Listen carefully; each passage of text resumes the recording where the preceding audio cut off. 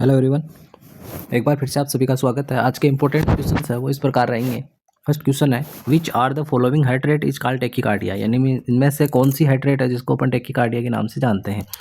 90 पर मिनट, 100 पर मिनट, 70 पर मिनट या 60 पर मिनट। तो जो 100 पर मिनट है उसको अपन टेकिकार्डिया के नाम से जानते हैं, बी ऑप्शन इसका राइट आंसर हो जाएगा। और जो 60 पर मिनट है उसको अपन ब्रेडिकार्डिया के नाम से जानते हैं। नेक्स्ट अगला क्वेश्चन है, which among the following is one of the laboratory finding of dengue haemorrhagic fever, यानी कि इनमें से एक ऐसी फाइंडिंग है जो डेंगू हेमोरेजिक फीवर को दर्शाती है।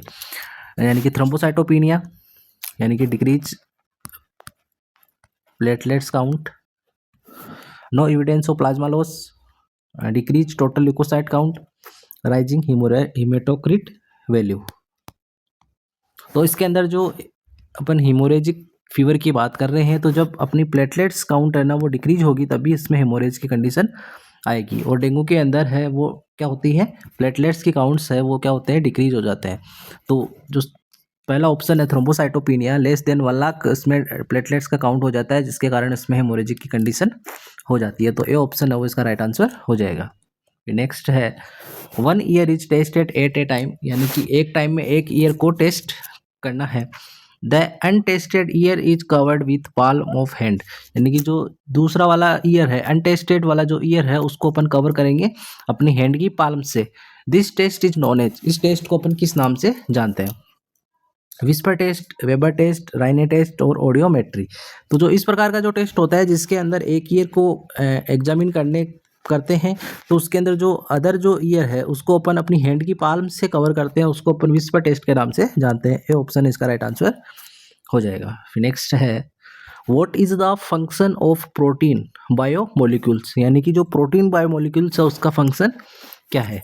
Build new cell for growth and renew damage tissue, maintain और बॉडी टेम्परेचर को मेंटेन करना, hereditary factor, synthesis of wax. जो आपका प्रोटीन बायोमोलिक्यूल्स है उनका जो फंक्शंस जो होता है वो होता है कि अपने शरीर के अंदर जो नई सेल्स है उनकी ग्रोथ करने में, और जो अपने टिश्यूज जो डैमेज हो गए थे उनको रिपेयर करने में और रिन्यू करने में जो हेल्प करता है वो प्रोटीन मॉलिक्यूल्स करते हैं। तो इसका जो राइट आंसर हो जाएगा आपका ए ऑप्शन इसका राइट आंसर हो जाएगा। नेक्स्ट है, biological control use in an autoclave is the spore of, यानी कि ऑटोक्लेव के अंदर जो बायोलॉजिकल कंट्रोल अपन यूज में लेते हैं उसको किस नाम से जानते हैं। Bacillus stearothermophilus, Clostridium perfringens, Bacillus cereus, Clostridium histolyticum. तो जो ऑटोक्लेव के अंदर जो बायोलॉजिकल जो कंट्रोल यूज में लिया जाता है उसके अंदर जो स्पोर होता है वो है बेसिलस स्टेरोथर्मोफिलस। तो ए ऑप्शन है वो आपका इसका राइट आंसर हो जाएगा।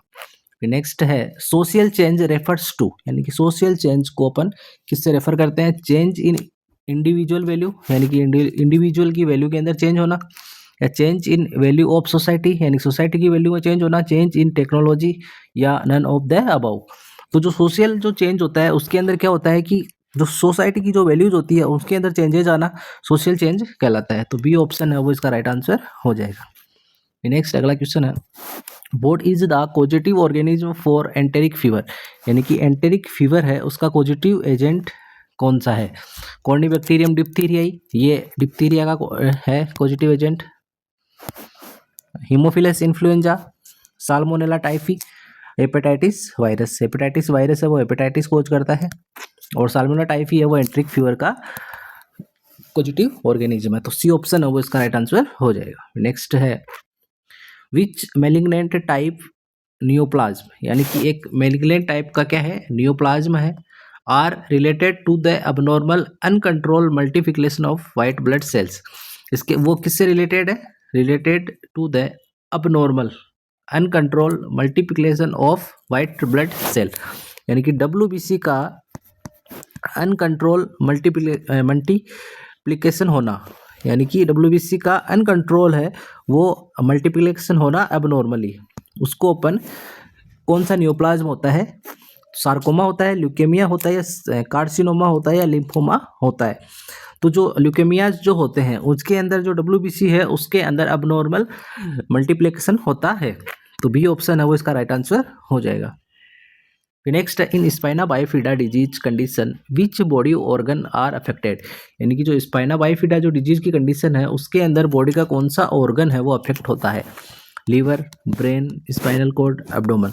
तो जो स्पाइना बाइफिडा है उसके अंदर क्या होता है, स्पाइनल कॉर्ड अफेक्ट होती है, तो सी ऑप्शन है वो इसका राइट आंसर हो जाएगा।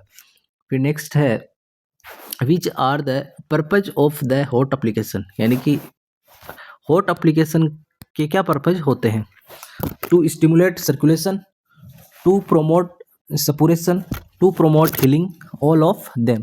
तो जो हीट एप्लीकेशन होता है, जो हॉट एप्लीकेशन होता है वो सर्कुलेशन को स्टिमुलेट करते हैं, प्रोमोट करते हैं सपुरेशन को और हीलिंग को भी प्रोमोट करते हैं, तो इसका राइट आंसर हो जाएगा all of them, D option है इसका राइट आंसर हो जाएगा।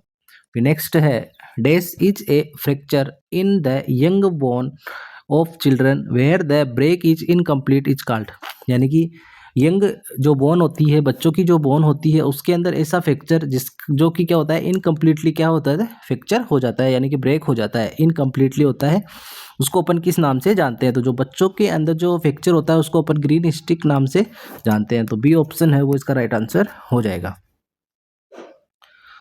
Normal range of calcium is, यानी कि कैल्शियम की नॉर्मल रेंज क्या होती है, 3.5 to 10.5 mg पर डेसीलीटर, 2.5 to 4.5 mg डेसीलीटर, 8.5 से 10.5 mg पर डेसीलीटर, 1.5 to 11.5 mg पर डेसीलीटर। तो कैल्शियम का जो नॉर्मल रेंज होती है वो 8.5 से लेके 10.5 तक होती है, तो सी ऑप्शन है वो इसका राइट आंसर हो जाएगा।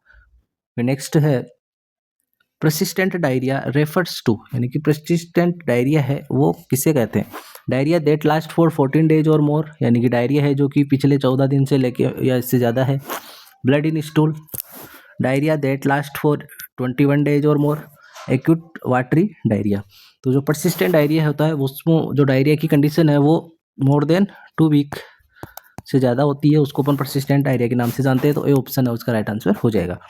फिर नेक्स्ट है the bony swelling of the distal interphalangeal finger joint, यानी कि बोन के अंदर स्वेलिंग होना किसमें, डिस्टल इंटरफ्लेंजियल फिंगर, यानी कि जो इंटरफ्लेंजियल जो अपने जॉइंट्स होते हैं, जो डिस्टल जो इंटरफ्लेंजियल जॉइंट्स होते हैं फिंगर के अंदर, उसके अंदर एक प्रकार की स्वेलिंग का आ जाना, ये सीन इन ऑस्टियोआर्थराइटिस की कंडीशन में ये दिखाई देती है, जिसको अपन किस नाम से जानते हैं, Virchow node, Bouchard node, Osler node, Heberden notes.